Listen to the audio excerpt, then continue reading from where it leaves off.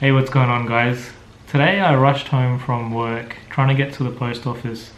I had a notification that I missed the delivery from Australia Post, and of course it was car parts. I'm finally back into buying some car parts for JZX. I haven't really spoken too much about the JZX110 Mark II. Basically, the timeline of events is last June, I think it was, I contacted Iron Chef Imports and asked them to import me a JZX110. Now, initially I did specify I was after an automatic, I think roughly around 80,000 Ks with logbooks and stuff like that. And we looked through the auctions for quite a while there, from June until November or something like that. We bid on about 5 different cars, and a couple of them were actually factory manual cars as well. I was just seeing what they sort of go for as well. Ideally I would have got a manual, but I knew that the automatic was only in my budget. But yeah, anyway, so we bid on a few, we missed them all. And then one day I was searching on Goonet Exchange, which is basically where a lot of people advertise their cars. A lot of the dealers use that site to advertise their cars. And I came across this one. 85,000 Ks on the clock. Had logbooks, had the rear wiper. It was a Series 2. Paint looked really good, and had the lip kit. Lip kit was one of my requirements, so it's an automatic as well. And yeah, I had Troy, which was my broker in Japan through Iron Chef Imports. I had him go and check it out.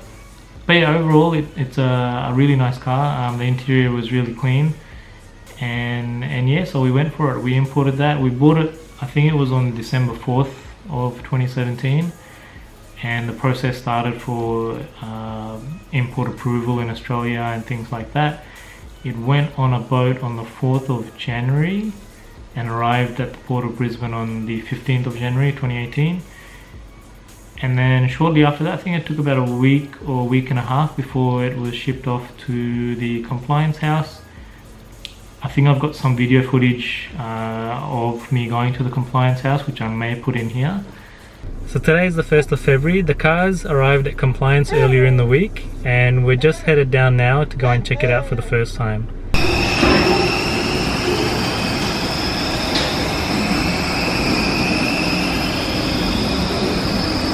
So it's got TN coilovers, the good old 1J, looks fairly clean. It's got some door side mouldings that I'll probably end up removing. It's got the factory weather shields and factory rear wiper, rear spoiler, and of course it's a Series 2. It's got rear tints. Oh,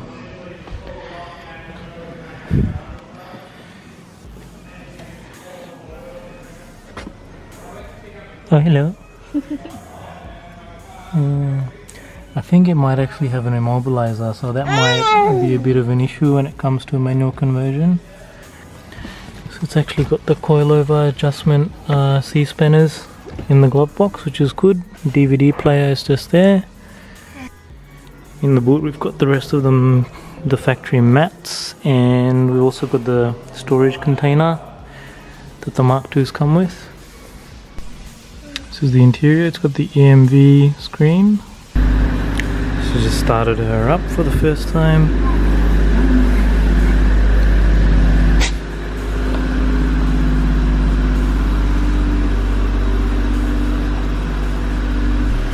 Still got the factory HIDs at the moment. Hopefully we can keep those. So yeah, when I first saw it, I was quite surprised at how good it looked, even though it had been sitting for so long. I made sure to take along some fresh fuel, 98 BP98 of course, and filled it up. Basically after that it took about a week and a half for the compliance plates to come across to the workshop, and they were able to put that on, and I went and picked up the paperwork, took it to the department, got it registered, came back, insured it, and drove home with it. So that all happened fairly quickly. The following weekend I believe it was, I took it straight out to the Motorcana event, the Carna Cross event that you saw in the last video. But yeah, so the only mod done to the car is TN coilovers, and today I plan to actually put in one part that I bought that I realized I may need after the motocross and carnicross day that I did. Anyway, so this afternoon after work, I rushed to the post office. I had actually missed a delivery or two, and just before they closed, the driver got there. So this is a Cusco Strut brace. It's come from New Zealand, from North Shore Toyota. Thank you, Nick. And I'll be putting this on tonight. I've also got another package which has come from Amayama. A lot of people might have heard of it or may not have heard of it. I highly recommend them. I'm not paid to say this, but I highly recommend them for any OEM parts, especially Toyota parts. The prices that they provide for these parts, especially for cars like this where they weren't actually in Australia, they were only in Japan and exported to other countries. These sorts of parts you can't find cheaper anywhere else. So Amayama, check them out. Just so long as you've got the original part numbers, or you're able to get part numbers of Toyota EPC or diagrams, you should be sweet. So yeah, this parcel is part of a potential manual conversion for this car. I've been doing quite a bit of research on it. So this has a few of the clutch components. I believe the bracket with the master cylinder mounts, and some of the lines that go down to the slave. So that's all in here. I'll be ordering little bits and pieces slowly as I can. I want to be modding the car at the same time as collecting bits for the manual conversion, and I want to get the car to a point where I sort of then decide, do I want to continue to convert it to manual, or do I want to keep it as it is? Because to be honest, I actually had quite a bit of fun with it being an automatic out on Motorcarno and Carnicross.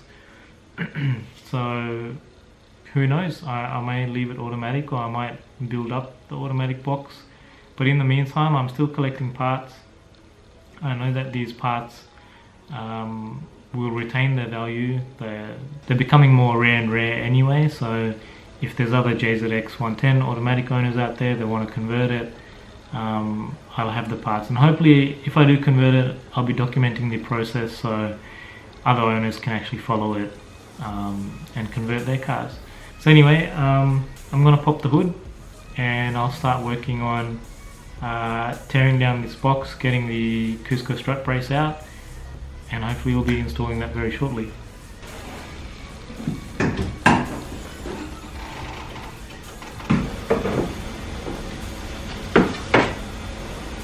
Actually, it might be easier if I just hold the camera and show what I'm about to do. So this is the good old 1J. Now, all I literally have to do in here is undo these 3 bolts, line up the strut brace and put it on. Over on the right hand side, the strut tower actually has the igniter screwed into it too, so when I get to this side, I just have to undo the igniter and then put it all on. But right now I'm just going to open up the box and get the strut brace out. So I'm just going to open up the box now. So this is the one that's come from New Zealand, from North Shore Toyota. They actually deal in Cusco parts, as well as a lot of aftermarket bits and pieces as well. I messaged him about a week back and asked him if he had any of these in stock, and he said sure do. He said he's got 2 in stock and it's ready to ship out. So this is how they come, nicely packaged, even on a little coat hanger hook. If you are wondering of the part number, there it is.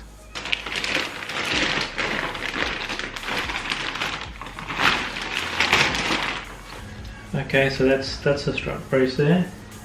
Now, it's got a blue protective sleeve on there, so I'll take that off once it's installed. So also in the packaging they give you a nice Cusco sticker, as well as instructions, and I'm pretty sure they give you some pictures with the instructions, so it makes it nice and easy to install.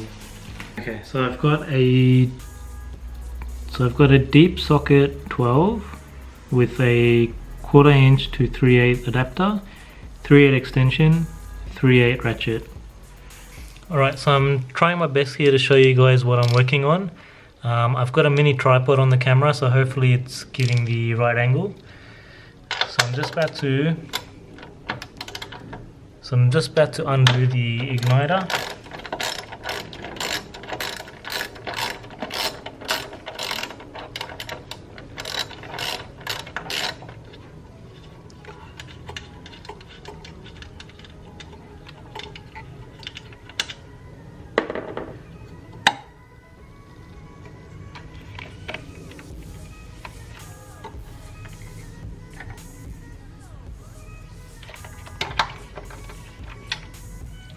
Actually, for the igniter, one bolt is a 12, one's a 10.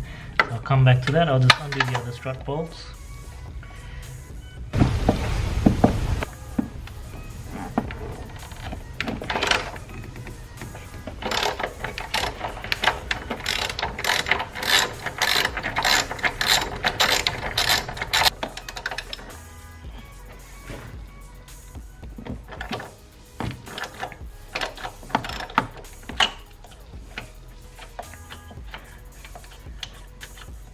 If you're able to find torque specs for what this bolt should be, that would be great. I don't have any, so I'm just gonna wing it. I'm known for breaking these strut top bolts, so fingers crossed that doesn't happen. So remove the igniter. Underneath there was another bolt, so I've removed all 3 bolts now, and I'm just going to work on this side. Now I won't record that one. I'm actually fighting a battery that's trying to die. I'll just record the bits that I can and put it on charge in between. Okay, so I've undone both sides now.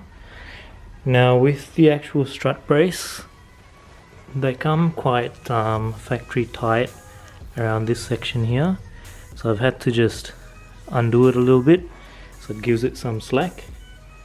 And now I'm just going to try and slowly lay it down.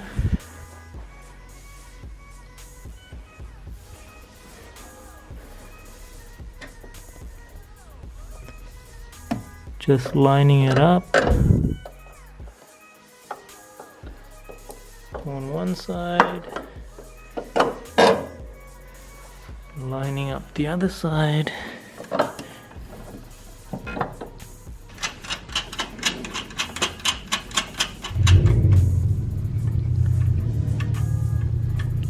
That'd be one of my neighbors starting up their 86s.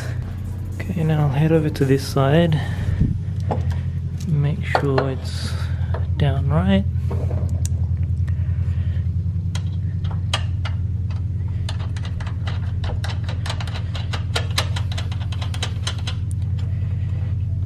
These two are easy, we just slide them in. Oh, that one's a bit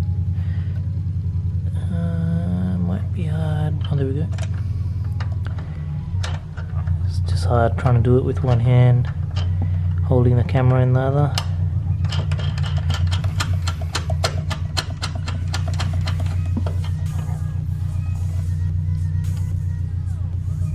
Now on this one we had 2 different nuts. One was the same as the other 2, and then after that, once I put the igniter back on, I'll be putting these last 2 in. So I'll go ahead and tighten all of them up now.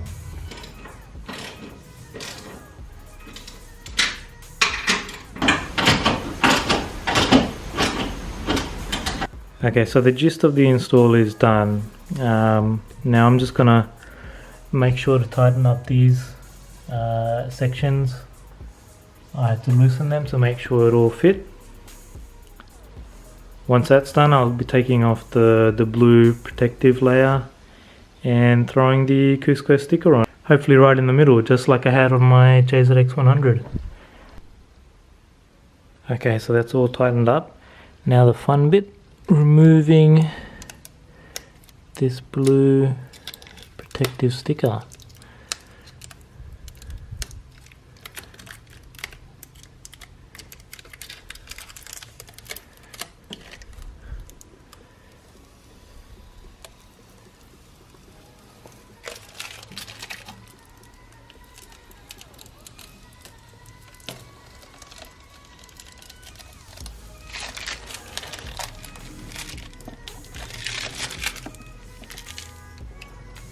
And the small bit I can't get there, I'll have to take that out later.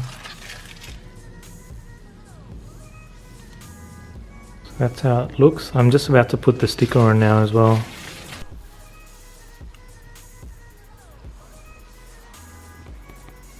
Okay, so that's all in. I've got the sticker on now, and that's pretty much the finished product. Now I'm hoping to, I won't go tonight, but I might go and test drive it out a couple of nights time. Thursday nights we have a nearby local meet, so I might actually go down there. I think John's going as well, so we might go and make a bit of a cruise out of it. So anyways guys, that was the install of my Cusco Strut brace. I hope you enjoyed it. There's definitely more parts to come for this. I've actually put in an order at the moment. Won't say what it is just yet, but it will take about 3 to 4 months for it to come. It's being custom made and it will come from Japan. That's the only hints I can give you, but let me know down in the comments if you want to see more install videos like this. Happy to take you guys along every time I do a mod. Thanks again guys.